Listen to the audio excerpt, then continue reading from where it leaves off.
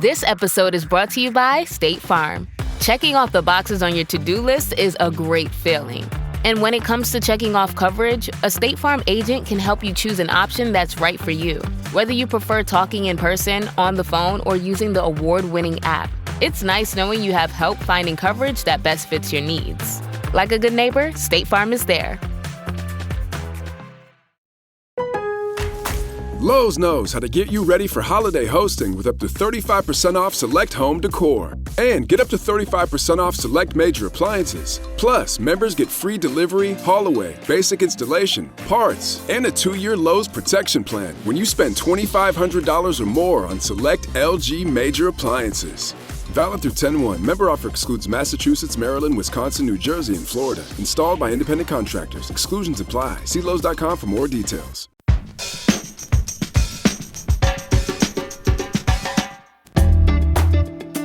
It is Monday, September 22nd, 2025. Welcome back to Hang Up and Listen, the sports podcast here at Slate. Back with you again, I'm Alex Kirshner. I'm a contributing writer for Slate, and I also co-host the college football podcast Split Zone Duo. The WNBA playoffs are ongoing, and the Indiana Fever are on a nice run. But Caitlin Clark, out for the year after suffering a litany of injuries, isn't playing. What do we make of that, and of the WNBA's mostly Clarkless year? We'll talk about it. NFL kickers have been balling out for a long time now, but they are reaching new heights of it this season, and there's an interesting potential reason. The footballs. We'll talk about that. And this is the final week of the regular season career of one of the great pitchers in baseball history, Clayton Kershaw. We'll have a longtime Dodgers beat writer on the program to talk about him. As usual, with me this week is Lindsay Gibbs, the women's sports lead at CBS Sports and the publisher of Power Plays, a newsletter covering the biggest stories of the moment in women's sports. Lindsay, how are you? I am doing great. WNBA playoffs are scrambling my brain, but I'm having a blast. And the Panthers won. The Panthers won. A little scramble brain and a Carolina Panthers win. I could imagine that could all be pretty disorienting. Ben, how was your Ben Lindbergh of The Ringer and of the Effectively Wild podcast? Ben, how was your weekend? Also good. I think what Sam Houston State was to Arch Manning and the New York Giants were to Patrick Mahomes. That's what I'm manifesting for myself this week. That's what I want. Has anyone gone to see the new Jordan Peele movie, Him, in theaters yet? I read the reviews, and thus I stayed away from theaters thus far. I had not heard of it until you just mentioned it. Yeah. Jordan Peele produced. That's doing a lot of work here. Correct. Produced is doing a lot of work. I went to a press screening of this last week and wrote about it for Slate. And my main piece of praise for this movie, which you can read along with spoilers at slate.com, is that I'm quite impressed that NBC Universal, broadcast partner of the NFL, was willing to have this movie made, which becomes clear if you see the way that NFL owners and NFL players are depicted in it. I thought that was nice, but the movie itself, lacking. Won't make my list of the top 5 horror flicks. I thought from a football perspective, it was kind of interesting. Before we get into our business, as usual, we do want to say thank you to our Slate Plus members for making this show possible. Subscribing helps us make Hang Up and Listen, and it allows you to get it ad-free, as well as getting bonus segments. And there is good news. One of those is live for you right now. This week on that program, we will talk about an ongoing gambling scandal in college basketball, or at least it seems like it's ongoing, and how it fits into the long lineage of this sport in particular, having trouble keeping players away from involvement with sports bettors. What is it about college basketball, men's college basketball in particular? You can hear that episode right now as long as you're a Slate Plus member. Subscribe by going to Apple Podcasts and clicking try free at the top of our show page, or visit slate.com/hangupplus to get access wherever you listen to your podcasts. Like we discussed last week, the WNBA playoffs are happening right now. This may or may not be an inexorable march to a Minnesota Lynx championship, but for now, the Indiana Fever are on a nice run. They won their first round series 2-1 against the Atlanta Dream, and now, as we record this on Monday, they have taken Game 1 off of the Las Vegas Aces and the newly recrowned MVP A'ja Wilson in their semifinal series. This is happening as the most marketed player in women's basketball, Caitlin Clark, sits out for the playoffs, as she did for most of the season after suffering a handful of soft tissue injuries. Clark has taken on the role of sort of a bench hype woman, the kind of role usually reserved for one of the worst players on the team who needs to kind of be a vibes person as the season goes on. But Clark has taken it on for the Fever. And the Fever's on-court leader right now is instead Kelsey Mitchell, who poured in 34 points in Game 1 against the Aces. So a two-parter, Lindsay Gibbs, to get us going here. How are the Fever doing this without what was supposed to be their key player, their best player this year, in addition to maybe the best player in the league? And was Clark less essential to this thing than she was portrayed as? I'm going to start with the second one and say no. There's no need to Ewing theory, Caitlin Clark, to pull a reference from Ben's other boss, Bill Simmons. But, Caitlin Clark is very good, and the Fever would be better with her on the court. Pretty much every team would be. And it's a blow to the Fever, to the league as a whole, that she's not in these playoffs. However, it is not like the Fever are a scrub team without Clark, and that has been proved to the extreme this playoffs. I will confess, I did not pick the Fever to win a single game in the first round. I picked them to win one game in the second round in the semifinals, and they've already done so. But it might be as simple as they have two all-stars in Kelsey Mitchell and Aaliyah Boston. And I think when you have a dominant post player who has really developed as a facilitator this season in her third season, the way Aaliyah Boston has, remember Aaliyah Boston, #1 pick herself, the year before Caitlin Clark. And then Kelsey Mitchell, who was the second leading scorer in college basketball before Caitlin Clark passed both Kelsey Mitchell and Kelsey Plum, in the record books. She was the #2 overall pick from the Fever in 2018, and she stuck with the Fever through a lot of down seasons, but kept developing her own game and has now turned into a perennial all-star and was 5th in MVP voting this season. And that should guarantee, or it would be very unlikely if she missed being a first-team All-WNBA selection this year. That hasn't been announced yet. But these are two players that could be the entire, like you could base your entire team around players of the quality of Kelsey Mitchell and Aaliyah Boston. And so I think that's really important, not to act like these are kind of scrubs stepping up. Like these are two great players. I was working on a piece on the Fever for CBS that would run when their season ended. That's something that we do in the industry. We do these pre-writes, they're ready to go when it's a reflection piece when the season ends. Of course, it hasn't run yet, but thinking about how I think this season, with Clark being out so much, is going to make the Fever better in the long run. And I really think the way that Mitchell and Boston have had to step up in Clark's absence and both do more facilitating and grow as leaders and grow their efficiency is better this season. Win shares, the advanced stats are phenomenal. I think that's going to just really help this team in the long run. And Clark has learned so much about her body, and I can go into this in a minute, but she talked on the Sue Bird podcast in the middle of the season about how she'd never dealt with injury before. And so when she first started getting injured this season, she didn't know how to handle it. She didn't miss a single game in college or her rookie season. So I really think that this Fever team is going to be, I think obviously they're a problem for the Aces this season. Their season's not over. And I think this season is just going to make them so much stronger to continue with. And it's fun to watch. Speaking of leadership, Stephanie White was part of the head coaching carousel this past offseason that we talked about after taking Connecticut to 2 consecutive semifinals the past 2 years. Connecticut, of course, has tanked to one of the worst records in the league this year. And meanwhile, the Fever are still alive, so they're back in the semifinals. Not to take anything away from the players, obviously, but is there a coaching component to this, not just the calm, steady hand at the helm when everything's going wrong and players are dropping like flies and encouraging the chemistry that this team seems to have, but also when it comes to the players' roles and the X's and O's and the assignments and just trying to plug people in to fill gaps? Is this Stephanie White's best job as a coach thus far? Stephanie White has a lot of best jobs to choose from, but it's really... there is to keep a team together, because I've mentioned Caitlin Clark's injury, and that's obviously the headline of the controversy for this Fever season, but it is not the only thing the team has been through. Their marquee offseason addition, Dewana Bonner, left the team less than a month into the season, just didn't feel like the fit was right. They tried to trade her. They couldn't. They ended up cutting her, or waiving her, and she's now on the Phoenix Mercury, who are in the semifinals. So she's doing well. And then after Caitlin Clark got injured, they had 4 other season-ending injuries, mainly to their guard core.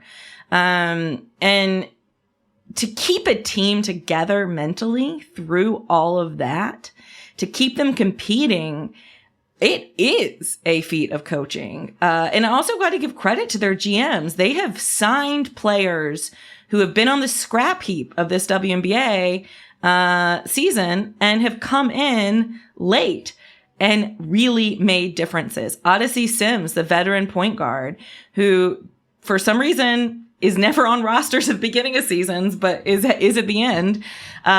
She has been the perfect thing that the Fever needed to kind of get them organized and get them competing.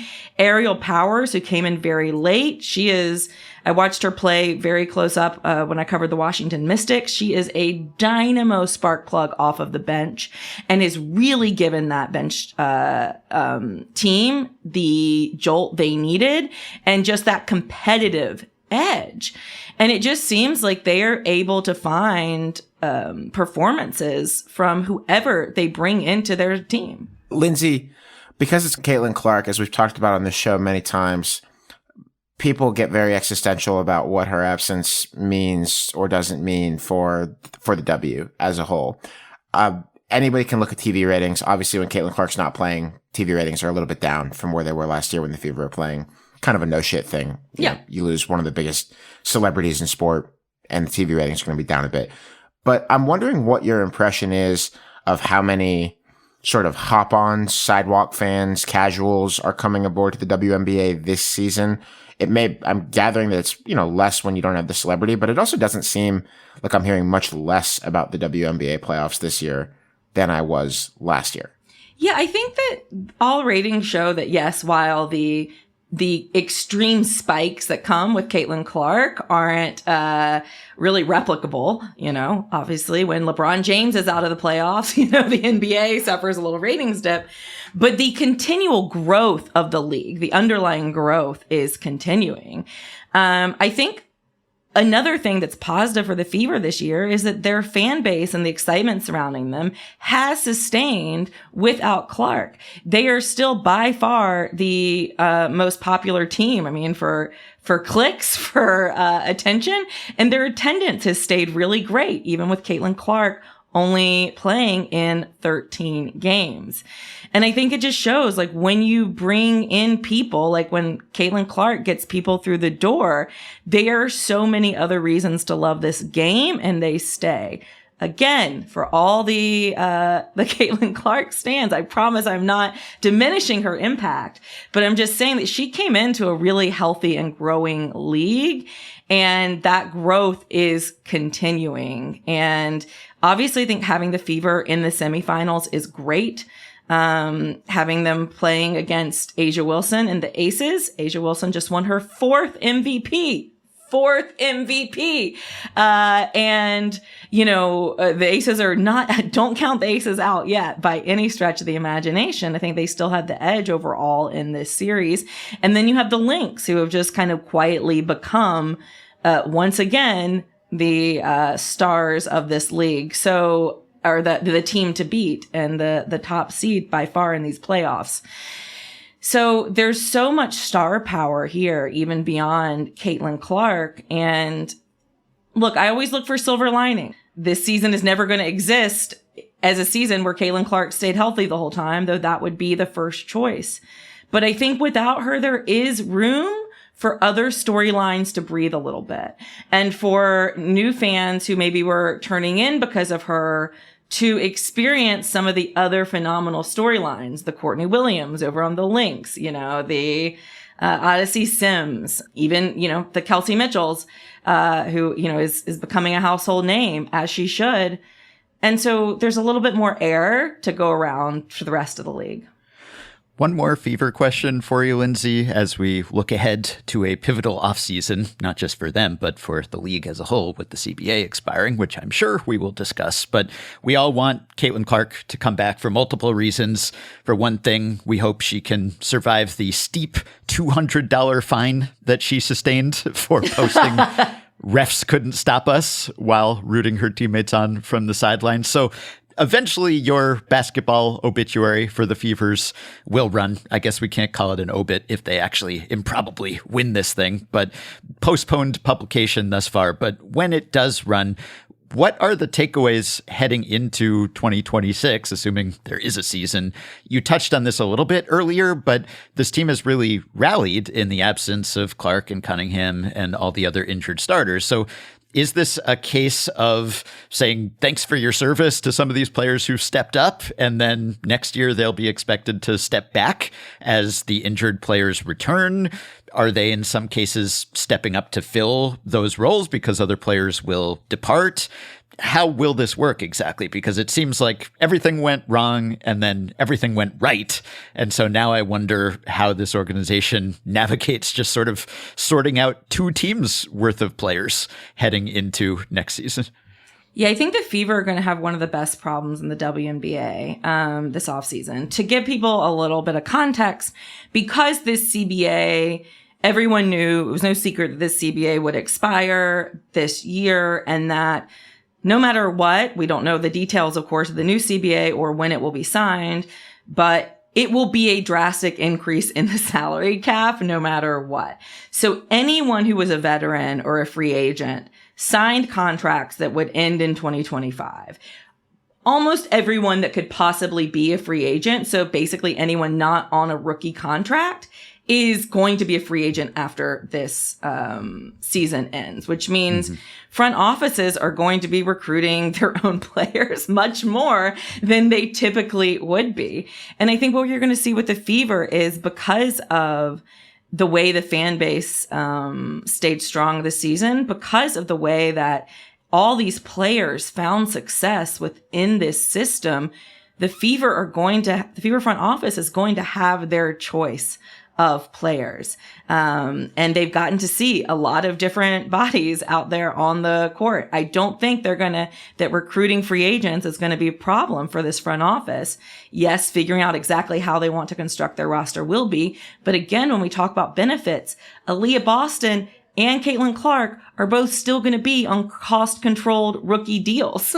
So this front office, it's an embarrassment of riches, truly.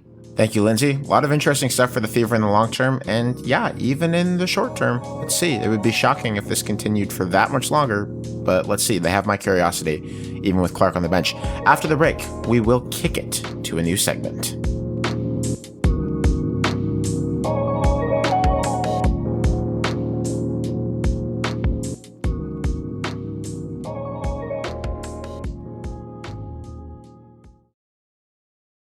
There's a reason Chevy trucks are known for their dependability, because they show up no matter the weather, push forward no matter the terrain, and deliver. That's why Chevrolet has earned more dependability awards for trucks than any other brand in 2025, according to J.D. Power. Because in every Chevy truck, like every Chevy driver, dependability comes standard. Visit Chevy.com to learn more. Chevrolet received the highest total number of awards among all the trucks in the J.D. Power 2025 U.S. Vehicle Dependability Study. Awards based on 2022 models. Newer models may be shown. Visit JDPower.com/awards for more details. Chevrolet. Together, let's drive.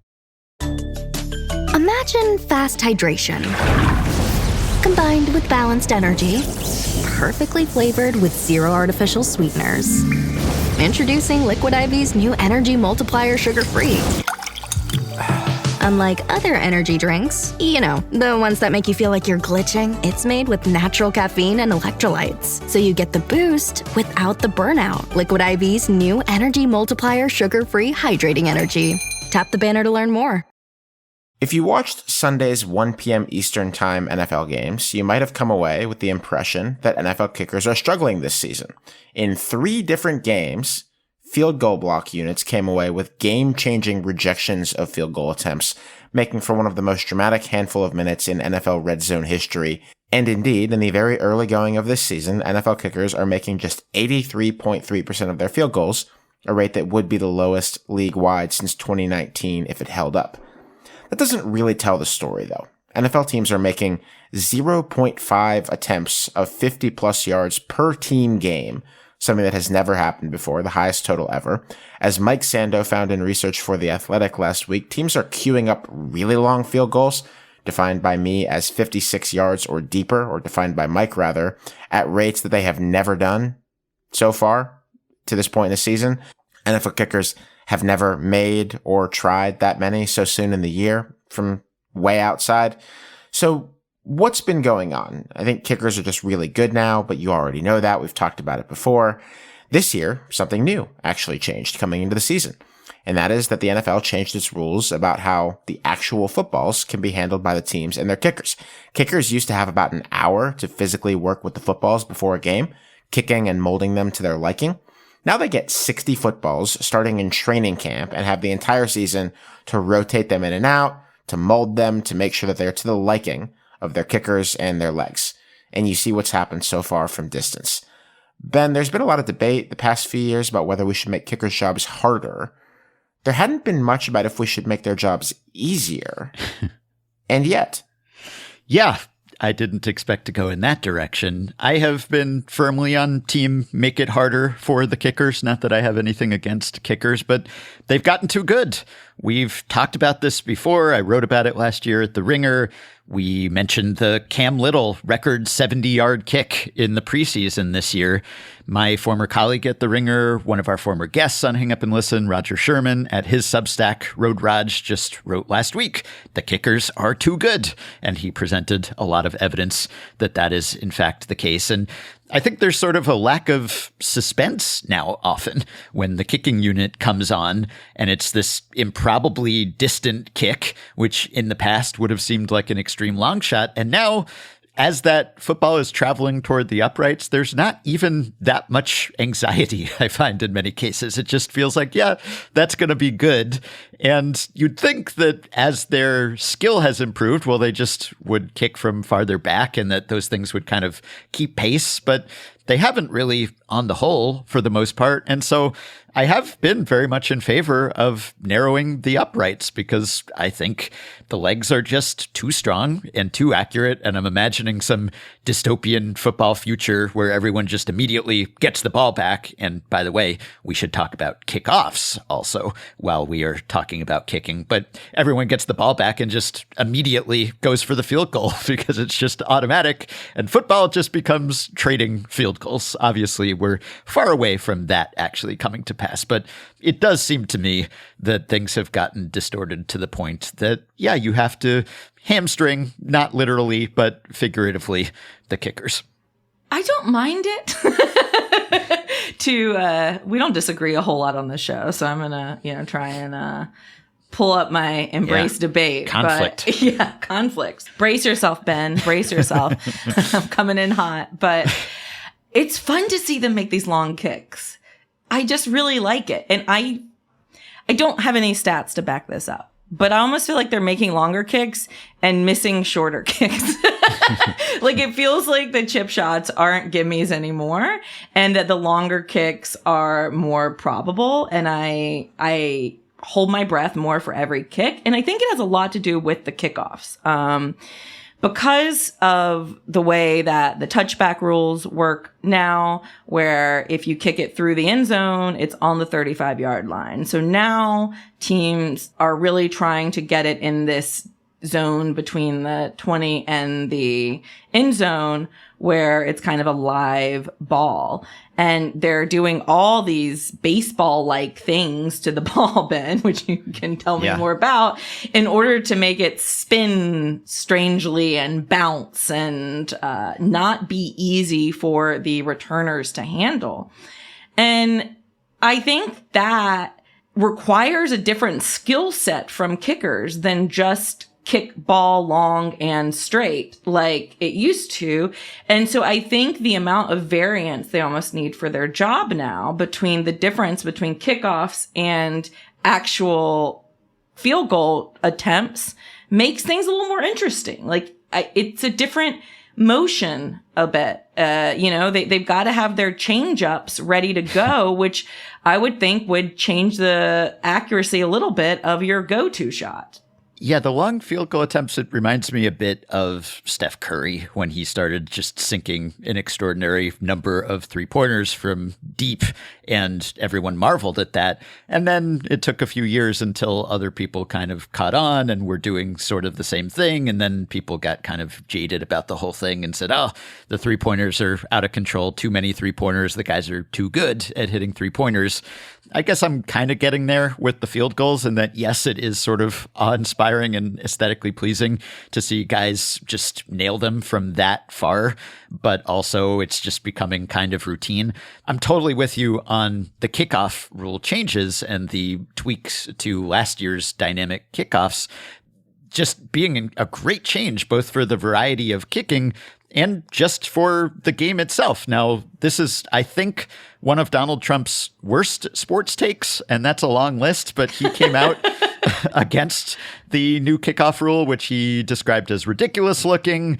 He said it was at least as dangerous as the normal kickoff. As usual, did not cite evidence for that, and called it sissy football, etc., compared it to weakening the golf ball, deadening the golf ball.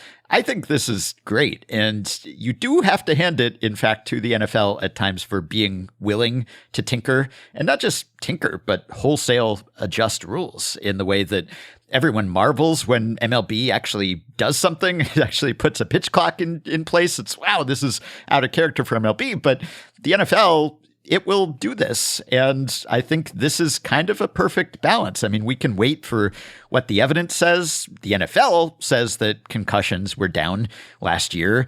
We'll see whether that continues to be true, whether that's independently verified. But this, to me, is really the best of both worlds in that it seems to be safer than having both teams just sprint at each other and bash heads. And yet we also get just a much higher rate of kickoff returns. I mean, more than doubled. We're actually seeing some touchdowns on these plays for the first time in a while. I love this because I have missed the kickoff return. And what you say about it also introducing some variety in the kicking style, not just bombing it every time, that's another advantage. There's all kinds of onside kick considerations here and, knuckleball change-up style kicks. I'm absolutely loving this change. What I find to be problematic is the interaction. I like the kickoff, but I have a problem with the way the new kickoff rules mesh with how easy field goals are right now. Yeah. Because it's just a little bit too easy to have scoring drives. A scoring drive should mean something. There was a drive in the Buccaneers-Jets game yesterday on Sunday, as we record this on Monday, where the Buccaneers started at their own 32. So it wasn't off a touchback, but it was very much a touchback similar field position, a couple yards off. They start at their own 32 with the ball. They have a 9-play drive that covers 33 yards. I mean, a 9-play, 33-yard drive that takes 6 minutes, 6.5 minutes, and they make a 54-yard field goal at the end of the drive. That's not the way this is supposed to work. You should not be able, without a great special teams play or a turnover, to have a 33-yard scoring drive from a kickoff that puts you. This wasn't a touchback to make my point, but puts you almost exactly where a touchback would have put you. It just doesn't do anything for me to have it be that easy to get 3 points. And I wish that the job would get hard. I think that the way to go with this is to make the job harder for the field goal kicking rather than the kickoff kicking, because I like the new kickoff. It's exciting, but you shouldn't be setting teams up for 35-yard scoring drives regularly. It doesn't make sense. This is what I was saying, my nightmare vision of football, where it's just you get the ball back and you immediately kick a full field goal and then the other team does the same thing. We're not quite there yet, but yes, every now and then you have a drive. It just feels like that's it. They barely drove anywhere, really. Yeah. In the Ravens-Bills game, that classic Sunday night football game back in week 1, the Ravens had a 12-play, 35-yard drive that began at their own 31, and it ended with a 52-yard field goal. Cool, man. That's awesome. Great. This is so fun. I'm having such a fun time. Of course, that game I can't complain because it was actually a great game. I feel like everything you guys are saying, I'm just not really seeing happening. Also, it can't be that hard to keep a team from scoring any points at all. The Panthers just shut out the Falcons. So it's not like it's impossible to keep a team from scoring a field goal. Are you just upset because of Caleb Johnson's brain fart for the Steelers the other day where he forgot what the rules were? Now that's fun. Change the special teams rules so often that the teams don't even know it. It's like a pop quiz every week, and now that's fun. Yeah. In fairness to him, it's handled differently in college and in the NFL. So I almost get it. I mean, you should probably know, but still, that was embarrassing and sort of funny if you're not a Steelers fan or Caleb Johnson. But I think we're one tweak away from kicking perfection here because they have adjusted the dynamic kicking in a way that I think is great. And now they just need to nerf the field goals a little bit, just make it a little harder to hit the field goals. And then we will have just the perfect balance of great kickoff returns, exciting plays. It won't just be automatic. And then also some extended drives as well. I'm just trying to figure out how you would do it. Can you empower the defense more so that it's more likely to get blocks on field goals? To me, that would be the most exciting way to do it. Yeah. I think what you do is you introduce a set of kicking hash marks that are wider to mimic college football. I don't think you want to widen the hash marks in general because that would change NFL offense too much based on where the ball would be snapped down to down. But I think if you had NFL kickers kick from the wider hashes that college kickers kick from, that would help a little bit. They'd still make most of their kicks, but I think it would help a little bit. Yeah, and narrowing the uprights would be a simple solution that I think would work pretty well. Some of these extremely long field goals have just been center cut, so you could make the uprights super narrow and it still just would have been through. But I agree with you, Lindsay, that it's more exciting if a field goal is blocked and not just missed, but that's a little tougher to engineer with any regularity. Stilts. Has anyone thought of that? Yeah. I'm just saying, Titans-Broncos week 1, game starts with a touchback ball at the 35, 7-play, 33-yard field goal drive for Tennessee. We can't have this. We can't have this. We used to be a proper nation. We can't have this. I feel like we've always had that, Alex.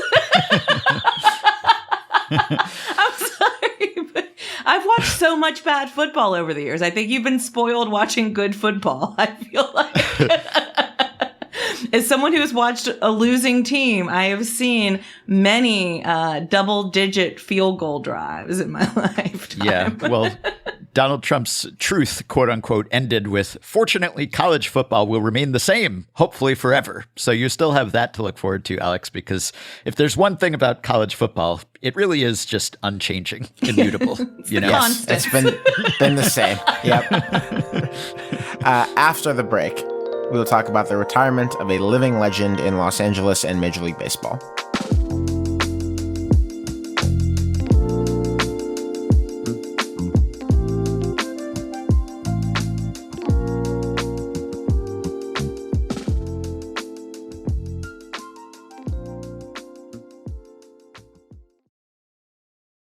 At Sierra, discover great deals on top brand workout gear, like high-quality walking shoes, which might lead to another discovery. 40,000 steps, baby. Who's on top now, Karen? You've taken the office step challenge a step too far. Don't worry, though. Sierra also has yoga gear. It might be a good place to find your zen. Discover top brands at unexpectedly low prices. Sierra, let's get moving. Eczema isn't always obvious, but it's real.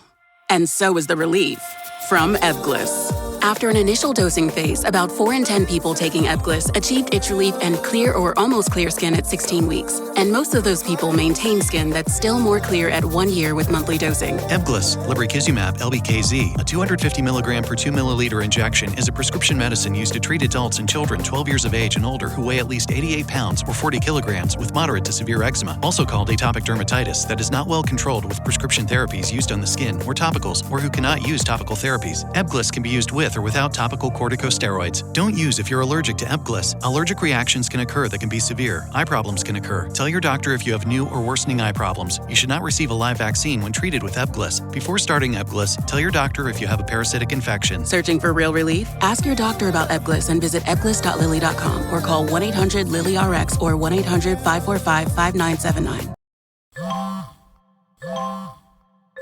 When did making plans get this complicated? It's time to streamline with WhatsApp, the secure messaging app that brings the whole group together. Use polls to settle dinner plans. Send event invites and pin messages so no one forgets Mom's 60th. And never miss a meme or milestone. All protected with end-to-end encryption. It's time for WhatsApp. Message privately with everyone. Learn more at whatsapp.com.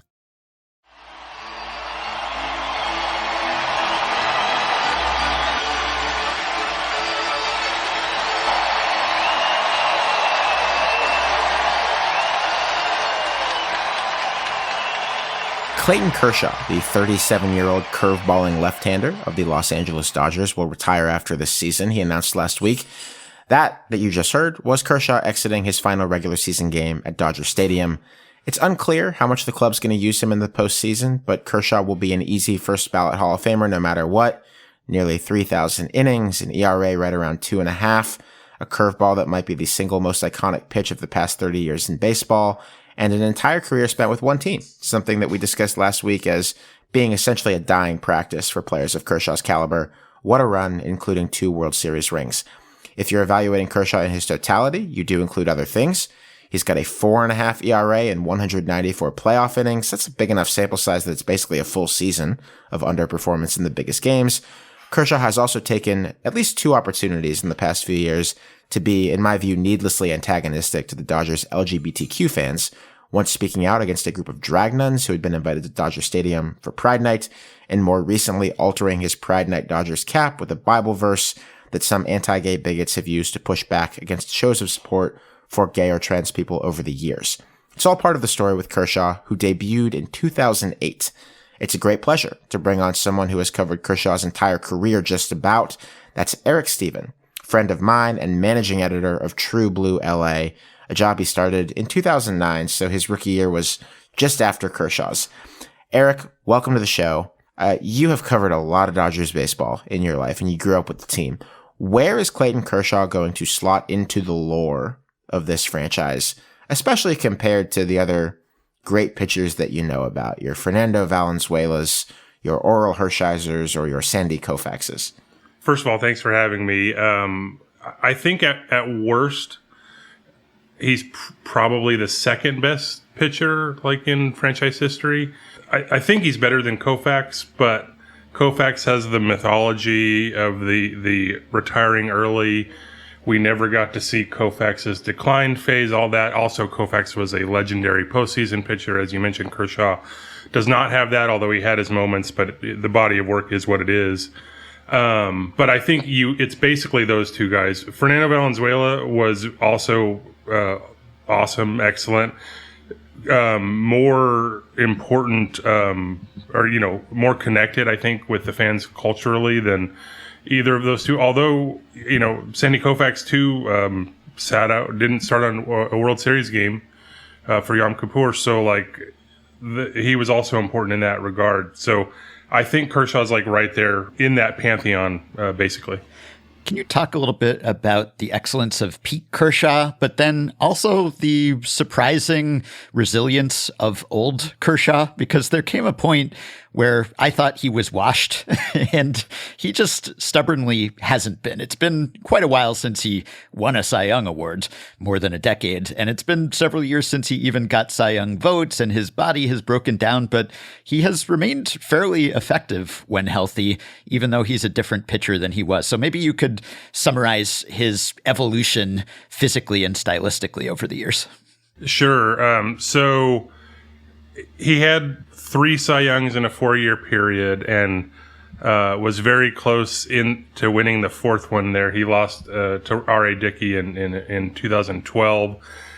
He won 5 ERA titles during that span and was just so dominant. Like, imagine his stuff. So he's basically fastball, curveball, slider, all those pitches coming out of the same spot, and which makes him very hard to pick up. But early in his career, he's throwing much harder, like mid-90s.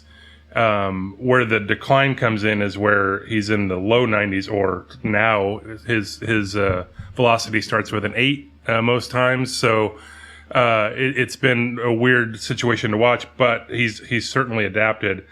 But yeah, like that era was dominant. Also, the team around him wasn't as good.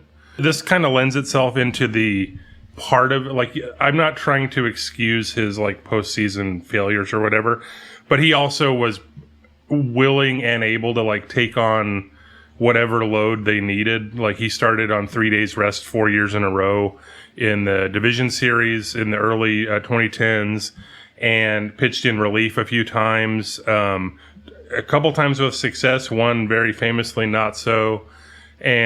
But since then, you know, injuries started to chip away at the sort of the facade there. He won MVP in 2020 or in 2014. They started the season in Australia. He missed like 5 weeks on the injured list with a teres major injury, something I had literally never heard of until he had that injury, and then still pitched dominant enough to win MVP. Pretty much ever since then, it's been one thing or another just about every year, like back injuries, but never really an arm injury until a couple years ago. So that is one thing he was able to avoid, but he still wasn't able to fully stay on the mound. But yeah, basically, I think without the pinpoint command, it's very hard to keep up what he was doing, which is why I think part of the reason probably he's retiring now. But 5-year peak is where I think my argument against him over Koufax is the 5-year peak was better than Koufax. And then he basically had 10 really good years other than that. So, and he's just been a solid pitcher in those 10 years, like, near top of the rotation type guy, if not, Cy Young caliber. Eric, I'm not in the business of policing anyone's favorites or anything like that. Like, sure. We all deal with problematic people, and everybody is complicated. But I do believe that we need to hold all the things together, right? Just kind of say, so, while I'm not surprised that a baseball player is conservative, over the past couple years in particular, Kershaw, as Alex mentioned in the intro, has come out and been pretty vocal about his anti-LGBTQ beliefs. First, kind of objecting to some of the stuff that the Dodgers were doing for Pride Night and really forcing them to do, not forcing, but, being behind them doing a Christian and faith night or something along those lines. And then in subsequent Pride nights, he wore a Bible verse on his hat that alludes to kind of a group that says that the gay community is stealing the rainbow from Noah and the symbolism there. Obviously, none of this is him coming out with slurs or anything, but he went out of his way to make his beliefs known. How has this kind of impacted his legacy, and what do you think it says about kind of like where baseball is right now as far as inclusion and support for the LGBTQ community? Yeah, it's a rough spot. Like you mentioned, those 2 incidents with Kershaw. First one was in 2023, and then this year, like you mentioned, he wrote the Bible verse, on its face, like without like thinking of anything else. That's kind of innocuous, but he didn't write anything on his cap any other nights except for Pride Night. So it's hard for anyone to view that as, it's supposed to be an inclusionary night, like for pretty much everyone at Dodger Stadium, and he's going out of his way to say, like, I don't agree with that. And that, like, how else are you supposed to take that, right? Like, so I think it was just a tremendous missed opportunity at least on his part. 2023 was very odd because the Dodgers invited Sisters of Perpetual Indulgence. They first invited them for Pride Night in a press release celebrating it, and then caved when Marco Rubio, I think, complained about it. They disinvited him, and then they invited him again. And basically that entire thing was a kind of a cluster all the way around on the Dodger side. I was there for the 2023 Pride Night, and they buried it so much that the ceremony was like something like an hour before the game, and it was like a security risk is a probably not the right term, but they did a lockdown on both teams. It was Dodgers Giants, I believe. And basically both teams had to stay in their like clubhouse for a while as they sort of kind of tried to quietly bury this. Because at that time, like, of the game, people are at the game, but it's not like a fuller crowd. They usually do those type of things like within like 15 minutes of game time, roughly.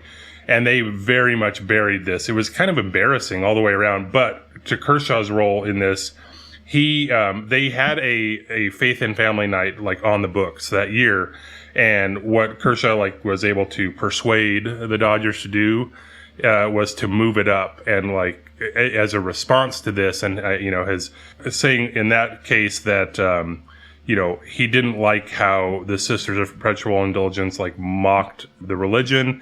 But I think, that's kind of a simplistic view of what they did. Like, I completely understand that specific viewpoint of it, but it's also ignoring all the, like, positive work they did in the community. They did that to shed light on, like, the hypocrisy of organized religion in some cases. So I think there was definite value there, and I just think it was, like, two sides talking over one another, and I'm not sure who that served.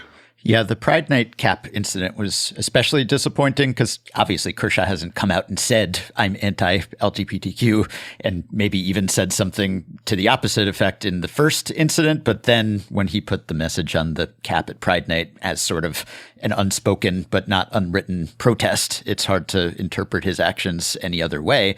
And I'm not naive enough to think that he's alone in MLB clubhouses in holding those beliefs, but he did broadcast them in ways that most players don't. And obviously he's a pretty prominent player and very influential and frankly revered by other players in the game who look up to him. For him to say something like that, obviously that has the potential to do greater harm and be much more visible than anyone else just sort of silently thinking the same thing.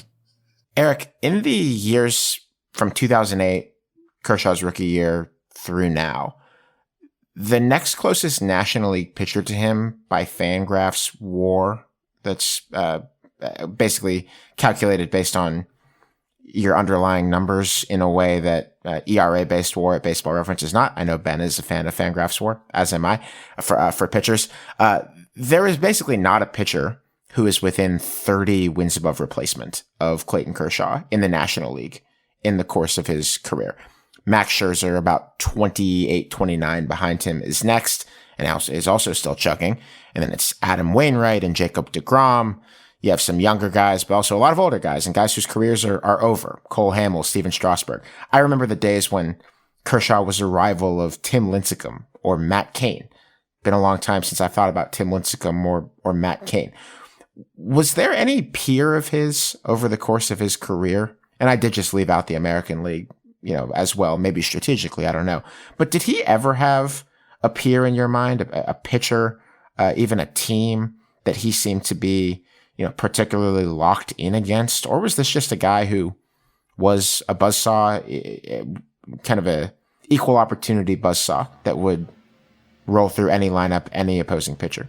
Yeah, that's a good question. I will say the National League point is interesting because, Max Scherzer has like dabbled in both leagues, and he's won Cy Youngs in both leagues. So I think, and they both debuted in 2008. There was the famous game late in that season, Dodgers Diamondbacks, and Randy Johnson and Greg Maddux were supposed to start the game, and both were scratched for different reasons. And the teams went instead with a couple of rookies, and Vince Scully made a point to point this out at the beginning of the broadcast, and there's the great graphic, like, here's what we could have got, like, both 300 win guys, and then instead we got these two rookies with, like, maybe like 12 career wins combined at that point. And it turns out they're the Hall of Famers. It was kind of a funny thing. But in terms of rival, it's got to be the Giants.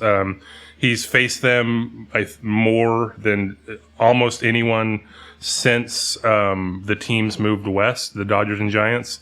I think there's only like maybe 3 pitchers barely ahead of him. He has, I think, 63 starts against them in his career. I believe he gave up a couple of runs on Friday, which was against the Giants. His last 2 starts were against the Giants. But he has, I believe it's 2.10 ERA in like 411 innings against them, which is the lowest ERA against the Giants for sure in the live ball era. It might, Grant Brisbee might have had this in his piece. I didn't go and check, but it might be the lowest ERA of anyone against any team in the live ball era, given a certain number of innings. But yeah, you mentioned Lincecum. There was, I believe, 2011, Kershaw's first Cy Young year, and Lincecum had won 2 right before that, where the Dodgers beat the Giants, I think, 4 different one-run games that was Kershaw Lincecum, and they were great. That was kind of a fun little, part of that rivalry. But it's, through the years, it's pretty much always been Dodgers Giants in terms of his main antagonist or the team he's locked in against. I would say the Cardinals had some notable playoff moments against Kershaw that were, sort of added to that, the downside of his postseason career. But other than that, I think that's kind of it. I have been rooting on some level for Kershaw and Justin Verlander and Scherzer to retire in lockstep so that they could just sail off into the Cooperstown class of 2031 together. Just an all-timer pitching class, perhaps even Zach Greinke getting in on the action. But Verlander in particular has perhaps been pitching too well of late to call it a career. Kershaw is not quite done yet, though. He does still have 1 start remaining this coming weekend. And of course, his team, the Dodgers, are in the playoffs. They just clinched a playoff spot. They're still working on clinching the NL West. The postseason has been a big bugaboo for Kershaw throughout his career, though he has, as you said, had his moments. So is he just riding off into the sunset here, or does he still have a pretty important role to play, given that he's actually been sort of a stalwart for the Dodgers staff down the stretch? But this year, in contrast to last year, when they ended up winning the World Series, they actually have too much pitching, or at least too much starting pitching, if anything. So in what capacity do you think he will serve if the Dodgers do make a deep run? Yeah, this has been a very weird season, especially contrasted with last year. Last year in the postseason, the Dodgers ran out of pitching, and they had 2.5 starters. I was counting Walker Buehler as a half because he was pretty terrible in the regular season, but he managed to find himself in the postseason. So they had 3 starters and then pieced everything together through championship run. This year they have 5, I would argue, that are currently ahead of Kershaw on the totem pole. Yet Kershaw on the season is going to end up second on the team in starts and innings. So it's been a truly bizarre year. In my head, I was a few weeks ago, I was thinking, look, we didn't know how they were going to use Ohtani. You kind of have to start him pitching wise because of the ability to keep him in the game as the DH. You could do relieving in a one-off situation, maybe at the end of a series or something. But I think it's better if they, actually start him. But then I'm like, what are they going to do with Kershaw? It's hard to see him in relief. I don't think he's going to pitch in leverage relief. This is unfair to Kershaw probably, but I'm sort of viewing his role in the postseason as better Landon Knack from last year. The nominal 4th starter last year was Knack, but he was really well, if we need a bulk guy, if something goes awry, that's our guy. But it's hard, like maybe, if a starter's scuffling, leaves in the third or fourth, you have Kershaw get 5 through 7 or something like that in a game that you're trying to fight back in. But I don't think he's going to have like a huge role. I mean, he's still going to be on the roster, but I think that's just kind of where he's at now. Yeah, it does feel like the end of an era for the Dodgers and for MLB. Just, I've enjoyed covering him for the most part. I mean, through all the ups and downs on and off the field, just one of the most notable players of the era. And I'm also curious, I don't know whether you have any insight into this, but what post-playing Clayton Kershaw will look like, because he is famously intense. He has this very rigid routine. You can barely talk to him on the days that he's pitching. So can he calm down? Can he adjust to the post-playing phase? Obviously, big family man, very religious, philanthropic, etc. I wonder if he'll be showing up at Dodgers games for the next half century like Sandy Koufax continues to, whether he'll be around the game, whether he'll just disappear and we won't hear from him again. Yeah, that's a good question. I think, they have a 5th child on the way. So I would imagine he's going to have a lot more, family time, and obviously with a newborn is going to be interesting. But yeah, like I don't really have a read on that. Like, there's going to be a point. They'll probably retire his number. I would imagine next year, or something like that. Or do they time it with Hall of Fame? I don't know. But there's going to be times where he's sort of back. But like, I could also see him just like, chilling at home for a while. Like, it's hard to really know what's next in that regard for him. But I don't see him like necessarily like getting back into baseball, like in a coaching role, like maybe a few years down the road or something like that. Eric Stephen, managing editor of True Blue LA, thank you for coming on the show and remembering Clayton Kershaw's career before it's even over with us. Thanks for having me.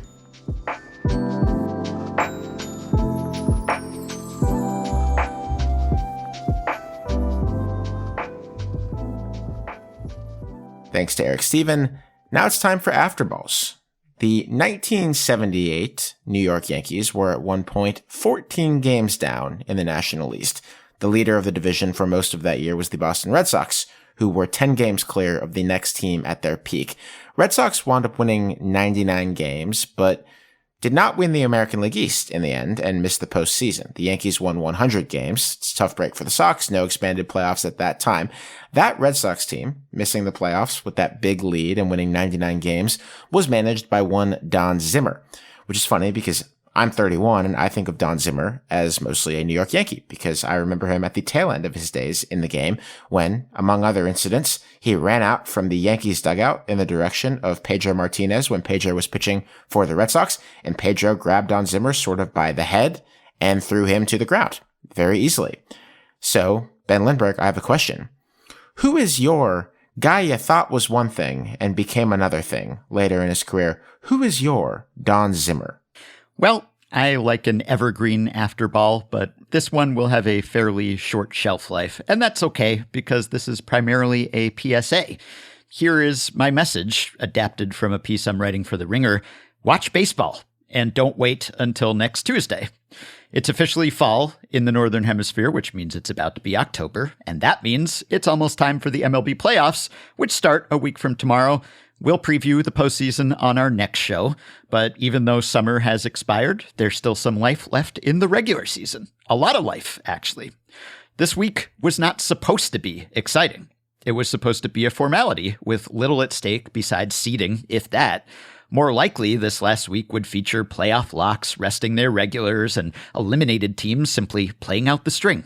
It was shaping up to feel like a ninth inning where the home team has the lead, but the bottom half of the frame proceeds as scheduled, which actually was the way Major League games were played until 1880 because it was considered poor sportsmanship for the winning team to end the inning early. But that's a tale for another afterball. In this case, the outcome is still in doubt because surprisingly, the playoff field isn't fully set. The playoff odds think this season is boring, was the headline of a piece published by Fangraphs author Davey Andrews on August 5th. On August 29th, his colleague Michael Bauman posted a piece headlined, "Unless the Reds do something wild, the NL playoff race is over." Bauman, my former colleague, wrote, "There has not been a playoff race so settled this early in the season as this year's National League, at least not in the last 12 seasons. There's always been someone with some hope in each league. Not this year in the NL, barely this year in the AL." Well, a few weeks have passed, and 96.3% of the regular season schedule is complete, but two teams that were out of the playoff picture then still have a whole lot of hope, and both of them hail from Ohio. The aforementioned Cincinnati Reds and the Cleveland Guardians, both of whom actually would make the playoffs if they started today, which, luckily for late September spectators, they don't. The Reds are 12-10 since Bauman's post, which isn't that wild, but the Mets, whom they were chasing, are 8-14. And 18-29 since the trade deadline, the NL's second worst record over that span. So now the two teams are tied with identical 80-76 records, and because the Reds won their season series against the Mets, Cincinnati holds the tiebreaker. The Diamondbacks, who hold the tiebreaker over New York but not Cincinnati, are one game back of those teams. So they aren't out of it either, even though they were the second biggest sellers at the trade deadline.